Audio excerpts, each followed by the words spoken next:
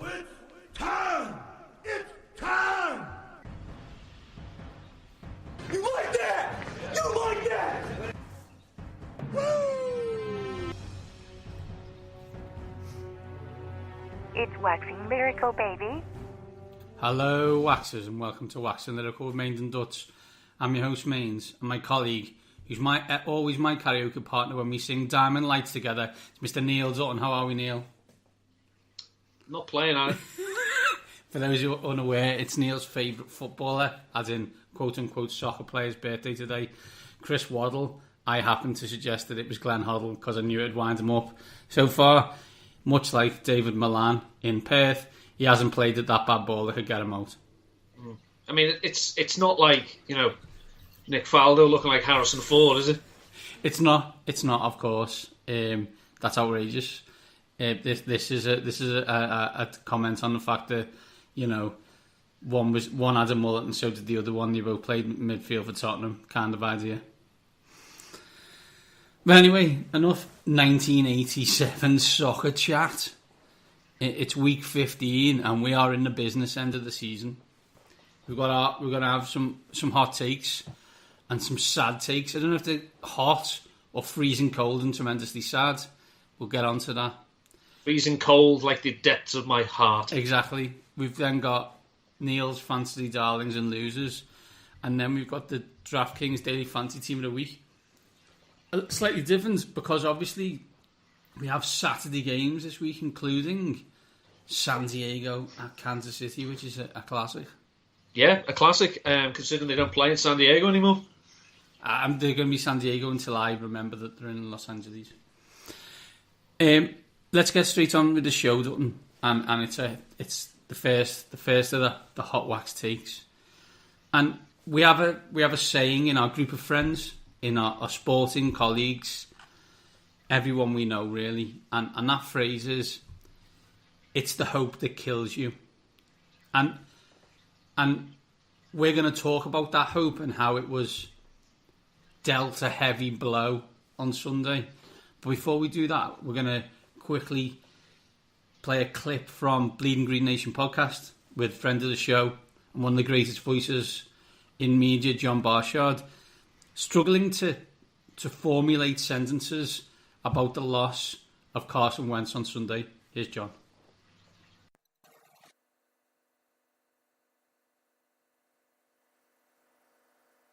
Looks like the defense is there. It really looked like they said, not today. And they turned the fire and they lit it up and they go. If this defense can rally around Carson, I am going to get emotional. I'm sorry, this is going to happen. If that can happen and they just become what they're supposed to become, if they're, I can't believe I'm doing this. I think if Fletcher Cox and everybody can just become, do the thing. This doesn't happen too often when you have such a great opportunity to go in a Super Bowl and a guy that has literally put the team on his back, and this happens. James, I can't do this, man. Oh my God, I'm so sorry, guys. Don't be sorry, man. If the guys can just rally together, man. I want Ronald Darby to look like Jalen Ramsey. I want all of these guys to realize the kind of opportunity that they have in front of them. Even though it is Nick Foles, it is whatever. I think the optimistic part of this is that they can rally around this because of all the different emotions and because of all the different things. I can't believe it, that they are doing. And I think this, if you go old school here, and it becomes Jay Ajayi's offense now, and it becomes Lane Johnson's offense, and it becomes everyone else's, and they just have all these different sticking points where it is just so much emotion going into these final 5 games to realize it's going to be different now, and it's going to be so hard to contend, just like James said, with Tom Brady, with Ben Roethlisberger, with it has to start right now. and it has to start clicking. Like, it needs to turn into the 85 Bears. It needs to turn into there is no nonsense. No one no longer can run the football on this team. No one can pass on this team. No one can do anything offensively, and that is how you get to the Super Bowl. Doesn't that, like, I'm a Washington fan, right? And, you know, Red Hawks or Redskins, depending on which comedy outfit you're dealing with, as in the fake one or the actual one. Both comedy outfits. Exactly, absolutely. But even I thought, Carson Wentz ACL. You saw him, you see that video, and I don't know if you've watched it, of him standing and then his leg just kind of just shaking. You're like, that's not good. What were your thoughts, Neil? I think I've done a good job this season of capping my excitement. I've not got too carried away, but, you know, obviously with every Eagles win, I've allowed myself, in my private thoughts, to think this could be the year. You know, it could happen. As soon as the injury happened and you saw it, it's just empty. It's just, you know, it's like. What's worse about the injury, Dutton, is like there is a view that you see in your head of how ACL is done. That is not flying through the air while someone helmets your knee. It's not. That's not enough. Too well, I suppose it's a sandwich of knees. You know, as Neil said. You know, I know two Neils. The pre-fantasy analyst Neil and this Neil. And the pre-fantasy analyst Neil was a roller coaster of emotions. I think we've discussed previously, and a moment where Ed Reed caught a pass in the end zone in Philadelphia and then ran it back, and Dutton walked out of my house with a door slamming behind him while expletives echoed through McGull.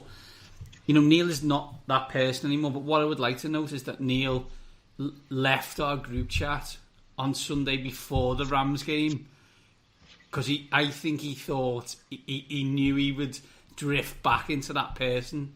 So to find out, you know, 12 hours later that Carson Wentz is gone for the season, and probably a percentage in next season, but we'll come on to that later, is heartbreaking. So I guess the question is, Neil, you know, John talks about it in this thing. Can the ceiling was the Super Bowl, right?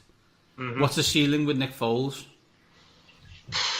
Well, the Eagles do have a track record, going back to the whole time I've been watching them, of backup quarterbacks coming in and doing quite well. You saw it with AJ Feely. You saw it with Jeff Garcia. You saw it with Nick Foles. Because, you know, lest we forget, 2013, Foles was not the starter. Michael Vick was. The problem is that if Nick Foles plays at his ceiling, he is not as good a player as Carson Wentz at his floor. So, as John says, this defense needs to start thinking like, I'm the best player at my position in the NFL. No, so am I. Everyone needs to realise, and basically, there's still a good chance the Eagles only need to win one game and get to the champion, and then it's the championship game. And, you know, as I can obviously tell you from past experience, anything can happen then. And then if they win that, they get to the Super Bowl, and again, funny things can happen. Do I think it's going to happen? No. As far as I'm concerned, from an Eagles fan perspective, it's something very special has gone. And, you know, obviously I'm upset about it. You know, I've not been this upset about a player. I mean, it is all my fault because on Sunday I wore my Carson Wentz jersey for the first time. Well, it's all come out now, Neil. It's all come out now. This is all my fault. But you go back to John. I mean, this is actually, you know, an example more suited for you because, again, you lived in the city. Your team hasn't won the league 27 years, but you had to still be around it. You had to see leagues being won. John and that, they've never, you know, the Eagles have never been, you know, dominant aside from a 5-year period at the start of the century, but even then they didn't win anything in these people's lifetime in Philadelphia. And to get this close and to see how good they were and how everyone except tossers were on board with how good, how much fun Carson Wentz was, for it to be dashed away, it doesn't seem fair. Yeah, absolutely. And I think the Liverpool analogy is a good one. When Liverpool lose now, with me being 200 miles away, it's a lot easier because you're not engrossed. That's not the be all and end all of life in where I live and work now. Whereas I did live and work in Liverpool, and games of football were matters of life and death. And Philadelphia strikes me as a similar place. And they have fun in their football team and their basketball team that they hadn't had in a while, and one of them has been taken away. What I'd like to do now is speak frankly to the Philadelphia Eagles fans who listen, and Neil, and just say that, I want to give a cautionary tale from a man who has been through this before. I know you think you're the only people who've suffered this, but you're not. And what I would say is, I've lived in a world of unbridled optimism. I've lived in a world where my team had the most dynamic player in the league.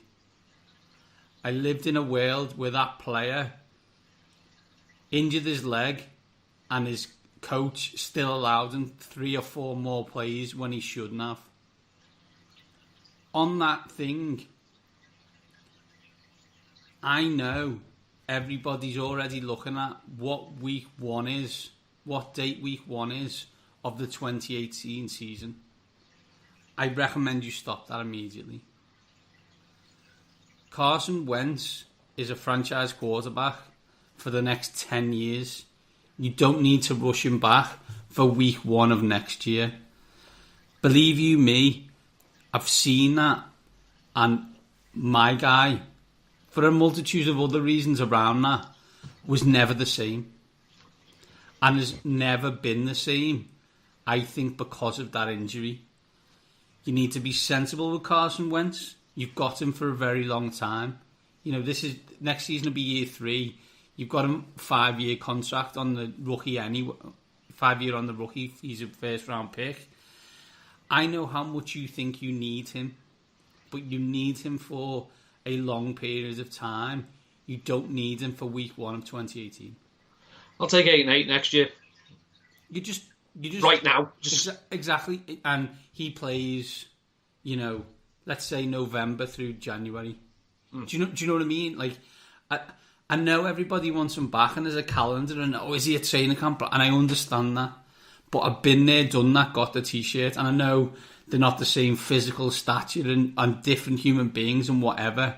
But before they both got injured, they were living in an unbridled optimism world, and they were both the most dynamic players in the league at that moment in time.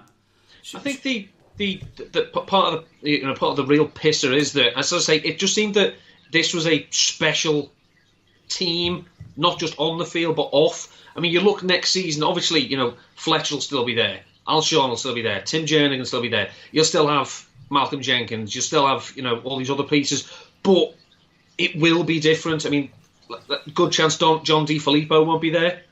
He'll probably get an OC job somewhere, maybe even a head coach. You never know. Jim Schwartz might not be there. It won't be the same, and it'll be so hot because the Eagles are going to have to go in next year now and face a first place schedule as well. And the chances are the same, Neil. Absolutely. That's one of them hidden things that people don't really talk about. Not that the Eagles have had an easy schedule, but they've had games where they played the way. I think you were 4th last year, right? Right. Yeah. First, so worst to first. Yeah. So you played the worst team in another division. That helps. It's better than winning the division, if you know what I mean. Yeah. But can we talk about something else now? Yeah. So I mean, let's do about it, Neil, and let's go on to a happier note. Let's be honest. We've had a lot. Fancy keeps your entertainment in terms of points, and leagues and whatever. Daily Fantasy does the same, but we've had a lot of crap games this year. And this week looks like we might have a classic with some massive playoff implications. Those games are, in my opinion, the LA Chargers against the Kansas City Chiefs. That's Saturday. Late Saturday night. The kryptonite for them, the kryptonite for the New England Patriots, Miami Dolphins, at the Buffalo Bills, where I think it's still snowing, so I assume it's now 20 foot of snow in Buffalo. Yes, that game, by the way, has massive playoff implications. I know most people do not want to accept that, but the AFC stinks, so you need to get over it. Packers at Panthers. Don't know if you've heard. A guy may be coming back. Don't know if you've heard about that one. Rams at Seahawks. Well, let's be brutally honest. The Seahawks season hangs in the balance. And the obvious one, Pats at Steelers, where I believe we get Pats v Steelers with Tony Romo on commentary. Don't think it gets much better than that, to be honest. Do you know that? Bear in mind that this is similar to whenever Brady played against Manning. They seem to play every year. It's been like that to an extent with the Patriots and the Steelers. Tom Brady has not thrown an interception against the Steelers in over a decade. Yeah, I saw that. It's an absolutely outrageous stat, and shows that regardless of his record against Miami, where he's now in Miami, where he's 7-9, like he's basically the mayor of Pittsburgh.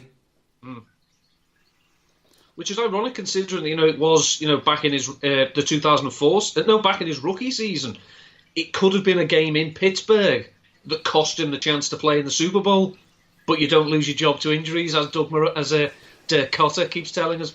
Yeah, absolutely, Neil. Absolutely. I mean, apart from Pat Steelers, which game are you most looking forward to watching? I'm looking forward to the Chargers Chiefs. I don't think dominate quite describes what the Chargers did to Washington last week. Yeah, I mean, there's two things about that. I think yes, and also there's a lot of people who shouldn't have been allowed to get on the plane back from LA to Washington after that game. I know you can't make the playoffs anymore, and I understand that, and I know how much that can affect your mentality. But can we make an effort? Is that too much to ask? Yep. So looking forward to that one. Packers Panthers. You've got two of the most unique quarterbacks in the league. One coming back from a long layoff, one ridiculously hit and miss, but exciting to watch. And the Rams Seahawks, because as you say, it's win or go home for the Seahawks. I mean, if the Seahawks don't win, then as you say, their chance of a wild card is pretty much gone, because you look, everyone else has got the tiebreak over the Seahawks. Yeah, and I think that's the thing, isn't it? The other teams have got the tiebreaker over them, and that becomes the issue for them. The team with the they mentioned this on the Gridiron Show. The team with the main, if they win out with all the tie-breaking advantage, is the Atlanta Falcons. Because they've beaten Dallas, they've beaten Seattle. If they win out, they'll have had to have beaten New Orleans. Yeah, no, absolutely. I'm sadistically looking forward to Miami Buffalo, because I think we've got is there a chance of Joe Webb versus Jay Cutler? There's a chance. That could be epic. Well, I love Jay Cutler. I love Jay Cutler because I hate Jay Cutler. Because Robert Mays nailed it. He said, I hate watching, because he was a Chicago Bears fan. He said, I hate it when Jay Cutler does it. Absolutely hate it, because you think, why do you not do this every single week, Jay? One major takeaway that I took from Monday night, that is the colour the Dolphins should wear all the time. Absolutely. Love that throwback. I'll be honest, I'm not wild about the socks. That's the only thing I've got against that uniform. It is heavenly. So, on the other side, Buffalo, what a spectacular game visually to watch between them and the Colts last week. But I have to ask, is it okay if I get two of them a year? Do you know, I know everyone's like, oh, isn't it amazing? But I I don't want a full season of that. Yeah, I know I'm going anti Wrestling, and that's a bad lane to be in. And I do like watching those games, but can I just get 2 a season? Yeah, so as you say, less is definitely more with that type of game. Great, as I say, it was great to watch, and ultimately it came down to 2 wonderful running backs and 2 quite ordinary quarterbacks. Well, 3 actually, you know. Yeah, indeed. Yeah, so they're the hot takes, and you know, let's go heavy fancy. As we said, massive week with massive implications in playoffs, and in most leagues, playoffs starting this week, including ours, where 3-time defending champ, Neil. 3 times, 4 of the last 5. 3 times, 4 of the last 5 goes into the semis to meet Andy Symes. Yours truly is the producer of this show, not the star. And you can tell why by his player's performance. Well, it does help if you realise that Joe Mixon's inactive. Yeah, this is also my problem. Is the fatal flaw that I have is that every other weekend I have to travel hundreds of miles between Liverpool and Yarmouth between the hours of about 2:00 and 6:00. Yeah, but I'm driving, so I can't look at my phone. You prat. So it becomes a difficult concept. And played doubtful on Thursday. No, I know, but I wasn't. Yeah, I didn't. Yeah, there's doubtful, and then there's inactive. The 2 different things, right? Anyway, that's not the excuse. I was already out at that point. So let's not find out who I think my fancy darling should be. Let's find out who expert Neil Dutton does think is a good player to play this week. Hello, darling. Well, I've said obviously that the Eagles are going to have to make some changes. They can't expect Nick Foles to come in and do what Carson Wentz does. The Eagles have still got a great matchup this week as they're playing the New York Giants, who I don't know if you've noticed, they pretty much packed in a few weeks ago as well. So I think you watch the Eagles last few games, especially against the Rams. Whenever he touched the ball, the best running back on the Eagles was London-born Jay Ajayi. I mean, since he's come to the Eagles, 44 carries, 307 yards, 6.4 yards per carry. He hasn't had a full workload. Well, I'll ask you now, Doug, what have you been saving him for? It has to be this. So I think Jay Ajayi could get a good workload against a team that can't stop a running nose. Doug, time to put the Andy Reid playbook down for a couple of weeks and pick up the ground and pound playbook. You know, it makes sense. Unfortunately, not everyone can have a good week in fancy, and let's find out who Neil thinks is going to have a stinker.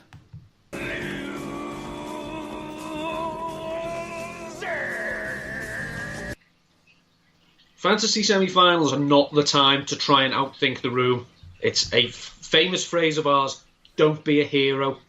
So if you drafted these players and they've got you this far, you're going to want to start them, but you're going to have to temper expectations for some of them. And one such player is Travis Kelce.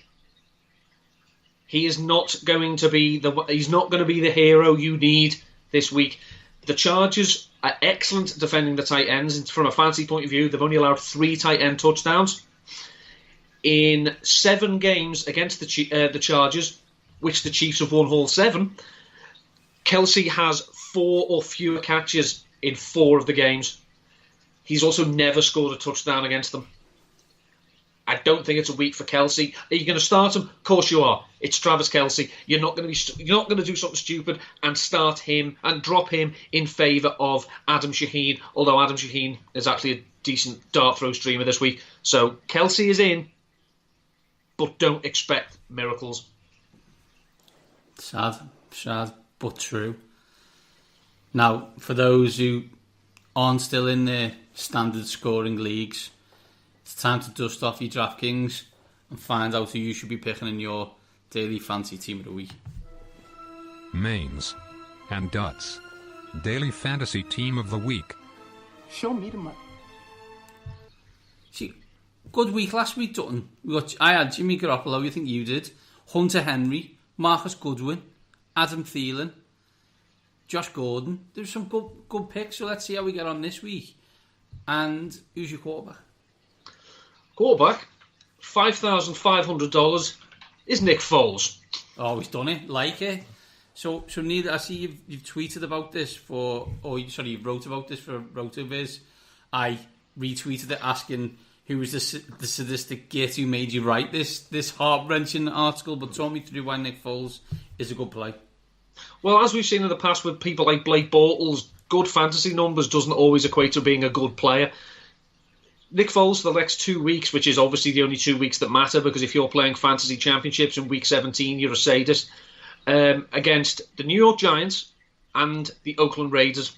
Not a lot of defence there. Now, as I've said, I think the Eagles may go a bit more run-heavy, but they're not going to go completely because Doug Peterson is not going to be that guy. So Nick Foles is going to be allowed to throw. He's probably going to be, he'll be in, high, low-risk, high-reward situations, but I really like him this week. The Giants have allowed 12 passing touchdowns of 20-plus yards this season, 7 of 40-plus, and they are 30th in passing yards allowed. Now, obviously, the great news that they brought Eli Manning back in, but again, he did absolutely nothing in the defensive secondary last week. Yeah, I didn't see him covering many people. He stinks, and it'll be a shame to see him go.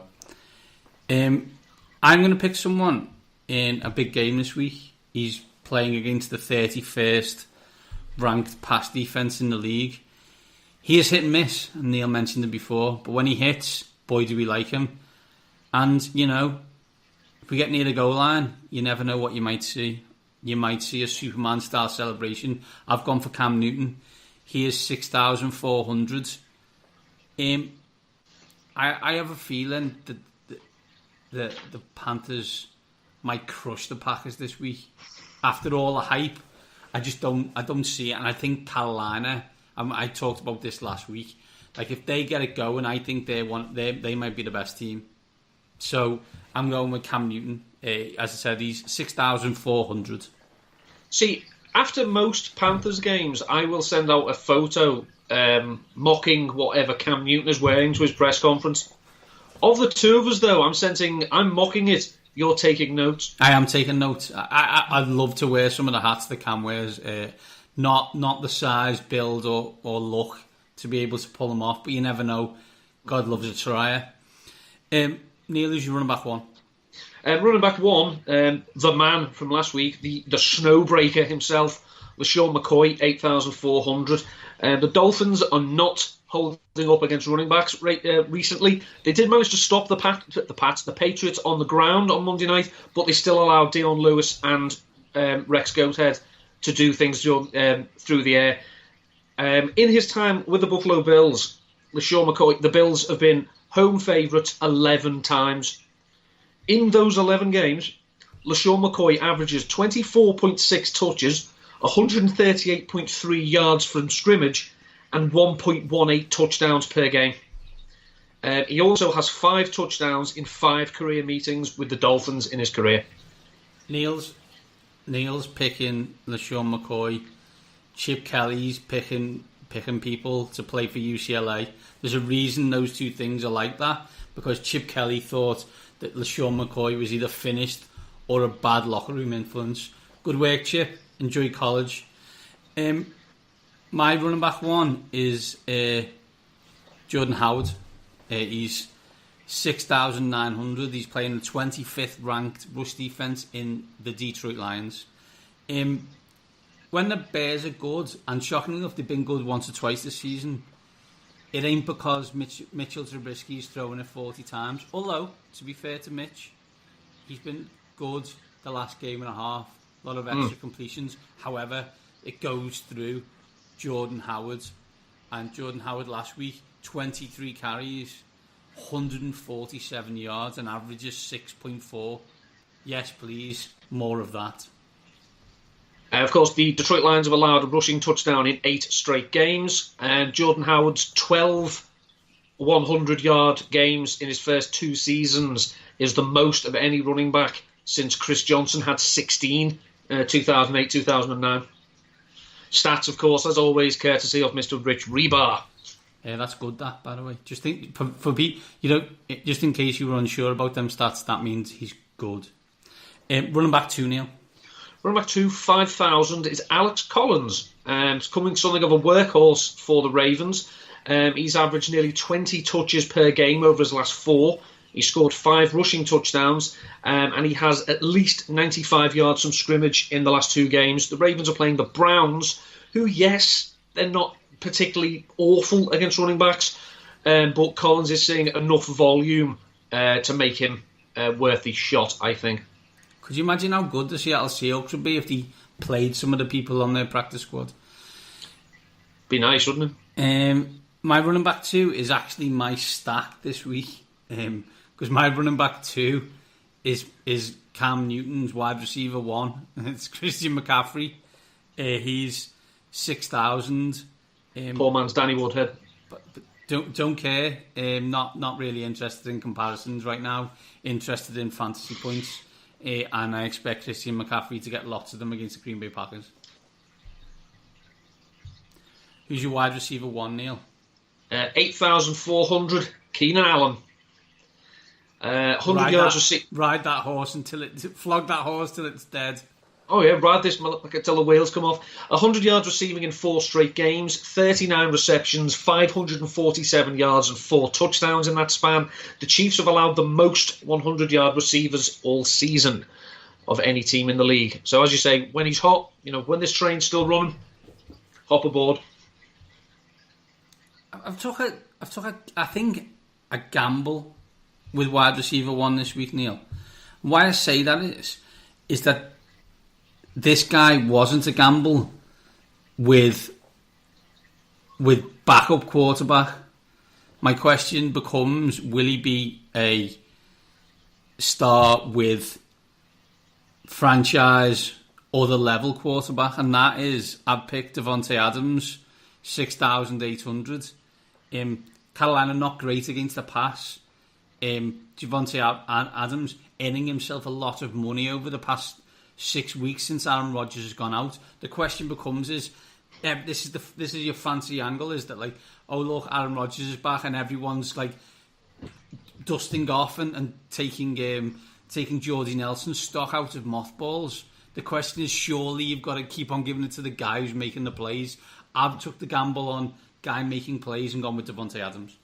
Adams has seen 28% of the team targets with Brett Hundley at quarterback, whereas he usually only sees around 20 with Aaron Rodgers. But as you say, if Mike McCarthy, thinks, that he's got this mind meld with Jordy, yes, but one of these people is productive.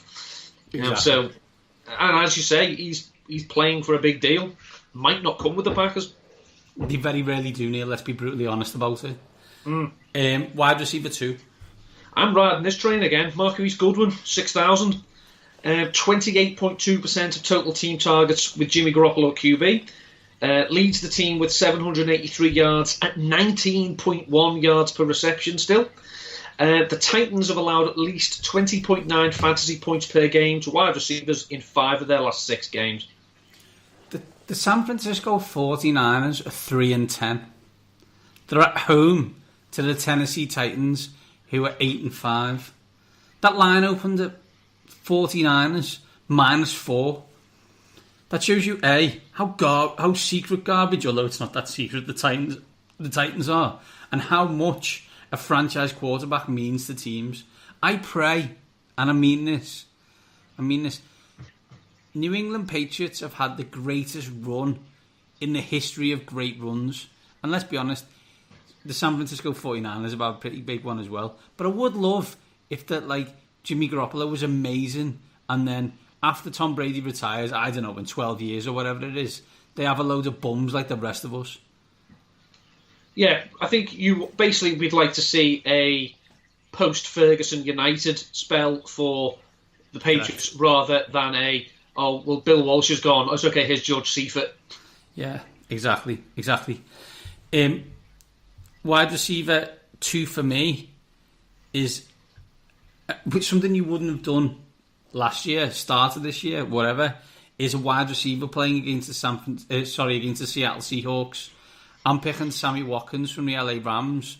Sammy is a how much is he? 4,800. He's had over 10 daily fantasy points in each of the last 3 weeks.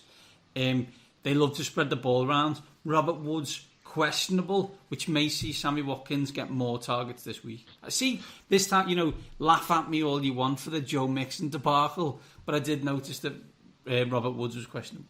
Very good. Sammy does have 5 touchdowns in his last 6. The thing is, you watch the Rams offense against the Eagles, and I think this has been something where they've been good this season is they've hit on big plays. Now you saw the first touchdown they scored against the Eagles was a short field off a turnover. They hit big plays. That's how their offense moves. There's no sustaining element about their offense. You don't feel that they're going to have a 12 play 8-minute drive. They're going to score quickly and then turn it over to Wade and his defense. I think for that reason that makes Sammy Watkins the safest play because even if Bobby Woods comes back. I mean, as a man who had Sean McVay as his offensive coordinator, I've seen that show quite often. It's either 3 and out or it's a touchdown. Well, to be fair to Washington, it was a field goal. But anyway, who's your wide receiver 3, Neil? Started to run out of money at this point. I noticed that. I noticed you seem to have spent more money on every single player than me so far. So I'm assuming you've got $2,000 on each of these players. No, actually, I'm nothing too bad. Nelson Aguilar, 4,400. It's a very small sample size, but he's been targeted on 35% of Nick Foles' throws this season. 5 out of 14. He's got 4 touchdowns in his last 6 road games and 205 receiving yards in his last 2 games combined. So I'd say this is my rather cheap stack with Nick Foles. Yeah, thanks. My wide receiver 3 is a shout out to our friend, Mr. Michael Challoner. Chal loves college, but loves it in the same way that I love it, in a kind of, if we put it into context. At one stage, we both agreed that the Washington semi-professional football team should pay loads of money to Matt Flynn and draft Justin Blackman at 4. Luckily, we didn't do that.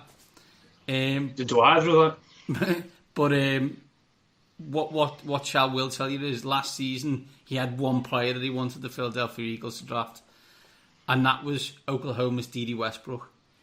He couldn't, or he didn't. He went to Jacksonville, and in the last 3 weeks when he started, he's had over 10 fantasy points. They're playing the Houston Texans. They aren't really that good, and should be fined heavily and banned lost draft picks for the debacle of Tom Savage. Like we're terrifying. We're trying to clean up this game, guys. Like, please do your job. Yeah, I don't know who it is. Fire someone. Fire multiple people. It was terrifying. I mean, I've seen, obviously, when a player doesn't move at all is frightening, but to see him shaking and his hands go, it was frightening. D.D. Westbrook has 254 receiving yards in his first 4 games for the Jaguars. That's the second most in team history, behind only Alan Hearns. Here we go, Neil. And he is 5,100. Who's your tight end? 5,200, the revenge game for Delaney Walker. He has, over the last 7 weeks, 31% of the Titans' total receiving yards. He has a touchdown in 2 of his last 3 games. The 49ers have restricted tight ends to 4 for 34 in their last 2 games. But before that, they'd allowed 6 tight end touchdowns in 5 games. If it's not Walker, it's not working for the through the air for the Titans. So, hey, 2014 quarterbacks, I'm sick of being intrigued / the dominating quarterbacks in the league being players drafted in 2004 / 2001. Up your effing game. You're supposed to be the future of this league, and you stink. I'm looking at you, Marcus, in this example. Do something. Get better. But give Marcus his due. He did apologise for his bad manners because his mum told him to. I say I'm giving Marcus Mariota a load of grief. I think I'm giving Marcus Mariota a load of grief in a similar situation I gave Jared Goff a load of grief last year. Get your archaic, backwards head coach out of our league. It's not needed anymore. Stop giving the ball to DeMarco Murray. He is falling to bits. They're averaging like 2 yards a rush. It's just living ridiculous. Dutton, you went with Keenan Allen, and rightfully so. He's a brilliant player. For my tight end, I've gone back to the LA Chargers, and I'm going with Hunter Henry again. Same kind of idea. The horse that got you to this dance. He's a favourite target. He's a favourite target of Phil Rivers, and I don't expect that to stop against the Kansas City Chiefs team that can't really stop the pass, as you've already highlighted. You know, I can think of at least 3 tight ends in the NFL whose first name and surname begins with the same letter. It's Hunter Henry, Evan Ingram, Eric Ebron. Weird. Boring, sorry. No. Who'd you flex? Eric Ebron, 3,200. He set career highs in receptions and yards with 10 for 94 last week. It was slightly above the usual, but he has been a lot more involved of late. He's seen 18% of the total team targets over the last 4 weeks. And he has 22 receptions for 215 yards over that span. The Lions are playing the Bears. The Bears have not been terrible against tight ends, but from a volume standpoint, we know that Matt Stafford and the Lions love to throw the ball. You can't cover everyone. So I 3,200 for my flex. As I've got 5,400 left for my flex because I haven't spunked it all on Keenan Allen et al. I'm going to pick someone from the New England-Pittsburgh game. And I'm picking Dion Lewis. Now, it's a crapshoot at this point, but I like what he can do for that team. And, you know, we can all laugh. Well, we did a little bit at New England getting beaten by Miami because it's funny and it shouldn't really happen. And Jay Cutler's, you know, smokes on the sideline probably and doesn't look like he gives us a flying F. But definitely, is someone really going to tell me that the New England Patriots, after watching Baltimore, that's right, Baltimore score 38 points on this Pittsburgh team, that the Pats don't score like what, 45? Behave yourself. What's the spread on this? Do you know? Let me find out. Talk amongst yourselves, Dutton. While I'm doing that, who's your defense or special teams? Well, the New York Jets are starting Bryce Petty, so I'm going with the New Orleans Saints at 3,900. Bryce Petty is terrible at football. He's better than Christian Hackenberg, but so am I. So I think the Saints are going to absolutely maul him and the Jets. Back on that, and before I say I can't argue with you. Patriots are still favoured by 3 on the road in Pittsburgh. FU Pittsburgh, that is, by the way. The Patriots are going to win by 14 at least. And the over-under is 53.5, which I would take a massive over on. I'm taking the over, and the Patriots are going to win by 2 touchdowns. Nice. You can do what you want, save that, clip it, do what you want with it. That is how confident I am. I don't blame you, Neil. I don't blame you. Do you watch Green Bay Cleveland last week? I saw bits of it, yeah. Did you see the end of the game? Yeah. Okay, my defense and special teams is the Baltimore Ravens. They're playing the Cleveland Browns. Just so you know, the Cleveland Browns aren't Ben Roethlisberger and Antonio Brown. So they are Deshaun Kaiser. And to be fair, a very good Josh Gordon. But Deshaun Kaiser, 50% of the time will throw at Josh Gordon. And then the other 50% of the time, probably throw at Baltimore Ravens cornerbacks. Can't argue with that. Let's recap, Neil. Who's your quarterback? Nick Foles. I've got Cam Newton. Running back 1. LaShawn McCoy. I've got Jordan Howard. Running back 2. Alex Collins. I've got Christian McCaffrey. Wide receiver 1. Keenan Allen. I've got Devontae Adams. Wide receiver 2. Marquise Goodwin. I've got Sammy Watkins. Wide receiver 3. Nelson Aguilar.